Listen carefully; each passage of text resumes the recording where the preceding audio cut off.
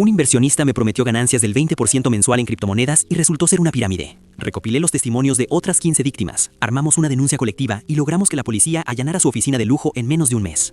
Perderlo todo se siente como un pitido sordo y constante en los oídos, exactamente igual que cuando una frecuencia de audio se satura y te deja aturdido. Yo me gano la vida limpiando ruidos de fondo y ecualizando voces para que suenen perfectas, pero cometí el error de no filtrar la voz de Leonel Castelar cuando me prometió que mis ahorros trabajarían más duro que yo. Si alguna vez te han dicho que puedes ganar un 20% mensual en criptomonedas sin mover un dedo, huye. Huye tan rápido como puedas, porque yo no lo hice, y lo que empezó como un sueño financiero terminó conmigo parado frente a una oficina de lujo con las manos temblando, dándome cuenta de que el dinero de mi renta se había evaporado en una billetera digital inexistente. Todo comenzó en el taller de Tito. Iker, hermano, tienes que ver esto, me dijo Tito mientras se limpiaba la grasa de las manos.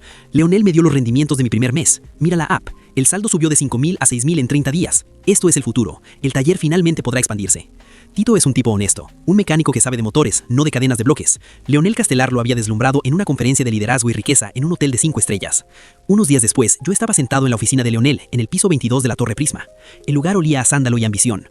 El mercado es solo ruido, Iker, me dijo Leonel con esa voz aterciopelada que yo, como experto en audio, debería haber reconocido como un guión ensayado. Lo que nosotros hacemos en Castelar Assets es encontrar la melodía en el caos. Un 20% mensual es conservador, si sabes dónde están los nodos de liquidez. Le entregué mi confianza y $10.000. Durante 2 meses, vi los números subir en una plataforma con gráficos coloridos, pero al tercer mes, cuando intenté retirar una parte para pagar una actualización de mi equipo de sonido, la música se detuvo. El soporte técnico no respondía, y Leonel dejó de tomar mis llamadas. Esa misma noche, volví al taller de Tito y lo encontré sentado en el suelo, con la mirada perdida. No era solo yo, Tito había metido los ahorros de su boda. Fue entonces cuando mi entrenamiento profesional hizo clic. Si Leonel Castelar pensaba que podía estafarnos y simplemente desaparecer tras una puerta de cristal, no sabía que un experto en audio sabe cómo amplificar un susurro hasta convertirlo en un estruendo que derriba paredes. Había llegado el momento de dejar de ser la víctima y empezar a grabar la caída del visionario. Pero yo no soy un tipo que se queda callado. Como editor de audio, sé que para limpiar una pista sucia, primero hay que aislar el ruedo. Mi limpieza comenzó cuando intercepté a Pito antes de que cometiera una locura. No vamos a ir a su oficina a gritar, Tito, le dije sujetándolo del hombro en la penumbra de su taller. Si le advertimos que sabemos la verdad, moverá los fondos y desaparecerá. Necesitamos pruebas, no una escena. Utilicé mis herramientas de edición para crear un pequeño sitio web de soporte falso, una comunidad de ayuda para inversores de Castelar Assets, y en menos de 48 horas el buzón se llenó de gritos digitales. Allí conocí a Greta, una mujer cuya voz en nuestra primera llamada sonaba como cristal roto. Había sido auditora y entendía de números, pero la desesperación por la jubilación la cegó. Iker, no son solo tus 10.000 o los 5 de Tito, me dijo Greta por el auricular. He rastreado a otras 13 personas. Una de ellas es Santi, un chico que vive pegado a los datos. Leonel no está invirtiendo en cripto, está usando el dinero de los nuevos para pagar los rendimientos de los viejos. Es un esquema Ponzi de manual. Nos reunimos en un café discreto, Tito, Greta, Santi y yo. Santi traía su laptop llena de capturas de pantalla de las redes sociales de Leonel. Miren esto, señaló Santi. Leonel presume un estilo de vida de trader exitoso, pero las fotos de sus supuestos servidores de minería son imágenes de stock de una empresa en Estonia. El tipo es un montaje visual. Necesitamos algo que lo vincule legalmente antes de que vacíe la cuenta principal, sentenció Greta. El contrato que firmamos tiene una cláusula de arbitraje que es una trampa legal. Yo me encargo de los diálogos, intervine. Voy a ir a invertir más dinero, pero esta vez llevaré un micrófono de solapa de grado profesional oculto en mi chaqueta. Necesito que confiese que el capital está garantizado, algo que es ilegal en inversiones de riesgo. Volví a la Torre Prisma. Leonel me recibió con la misma sonrisa de porcelana. Iker, amigo, sabía que volverías. El mercado está en un punto dulce, dijo ofreciéndome un whisky que sabía a traición. Quiero meter otros 15.000, Leonel. Mentí, sintiendo el peso del transmisor en mi pecho. Pero mi esposa está nerviosa. Solo dime una cosa, ¿está 100% seguro mi capital? ¿No hay forma de que lo perdamos? Leonel se inclinó hacia adelante, invadiendo mi espacio personal. Su voz, capturada perfectamente por mi equipo, fue clara. Escúchame bien, en Castelar Assets el riesgo no existe. Yo garantizo cada centavo personalmente y si el mercado cae, yo respondo. Tienes mi palabra de caballero y el respaldo de nuestras reservas físicas en la oficina.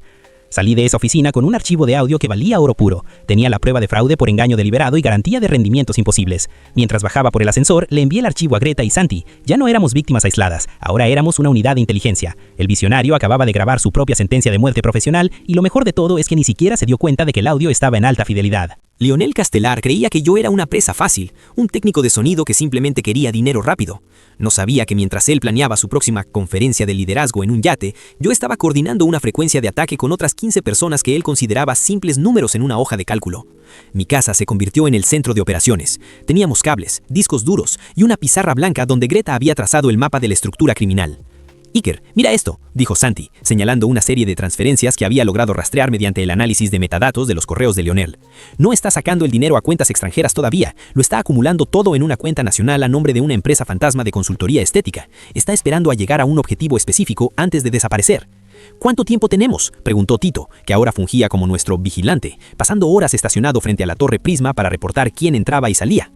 Menos de un mes, respondió Greta con severidad. Lionel ha empezado a liquidar los contratos de arrendamiento de sus autos de lujo. Está preparando la salida. El momento de actuar llegó cuando Greta encontró el hilo negro. Lionel estaba usando facturas falsas para justificar los supuestos rendimientos. Tomé mi grabación de la oficina y todos los testimonios que habíamos recopilado, relatos desgarradores de personas que habían perdido sus ahorros médicos o el dinero de la universidad de sus hijos, y nos presentamos en la oficina del inspector Vaca. El hombre nos recibió con la cara de quien ha visto 1000 estafas iguales, pero cuando reproduje el audio en mis monitores de estudio profesionales, su expresión cambió. «Escuche esto, inspector», le dije, ajustando la ecualización para que la voz de Lionel llenara la habitación.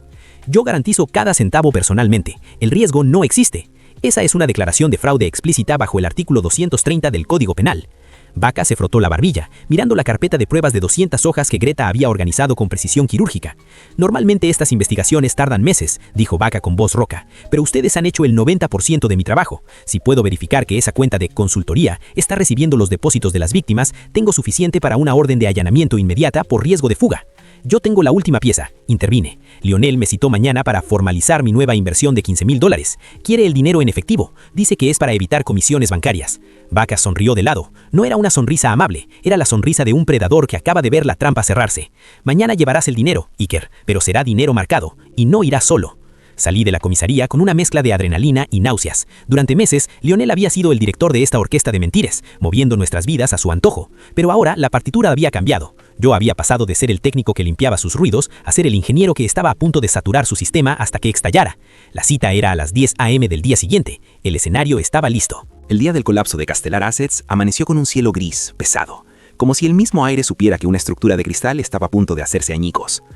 Me puse la misma chaqueta con la que grabé a Lionel semanas atrás, pero esta vez, bajo la tela, no solo llevaba un micrófono, sino el peso de 15 familias que habían depositado su última esperanza en mis hombros. Antes de entrar a la Torre Prisma, revisé mi teléfono. Un mensaje de Tito. «Estamos en posición». Un mensaje de Greta. «Todo listo, Iker. Haz que cante». Subí al piso 22. La oficina de lujo se sentía diferente. El aroma a sándalo ya no me intimidaba, me daba asco. Lionel me esperaba con un traje azul italiano y una seguridad que rayaba en la psicopatía.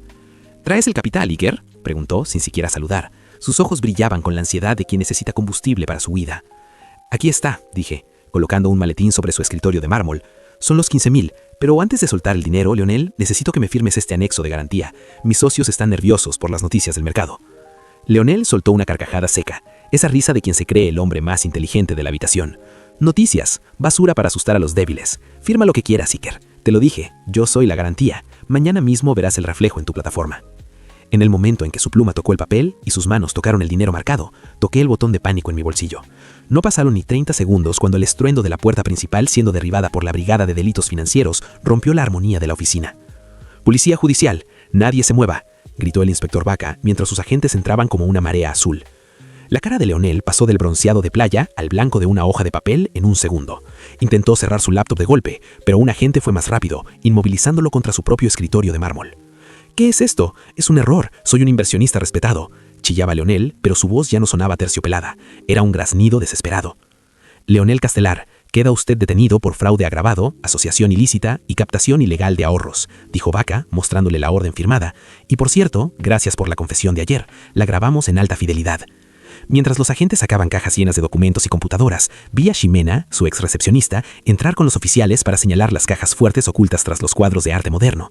Ella sonrió al ver a Lionel esposado. No era una sonrisa de alegría, sino de alivio puro. Bajé al lobby mientras escoltaban a Lionel hacia la patrulla. Afuera, las otras 15 víctimas estaban esperando.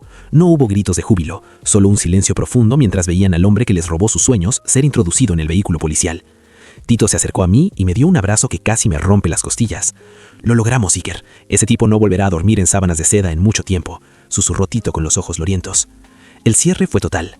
La policía allanó no solo esa oficina, sino 3 propiedades de lujo y una bodega donde Lionel escondía 2 autos deportivos que planeaba vender para salir del país esa misma semana.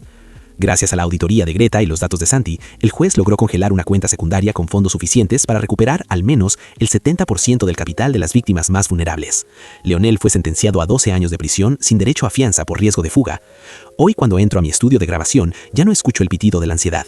He aprendido que la verdad, al igual que el buen audio, siempre encuentra la forma de salir a la superficie si sabes cómo ecualizar el entorno. Castelar Assets ya no existe, pero la red que formamos sigue activa, ayudando a otros a detectar a los visionarios antes de que el primer centavo toque sus manos. La justicia no siempre es rápida, pero cuando suena, es la melodía más hermosa que he escuchado en mi vida.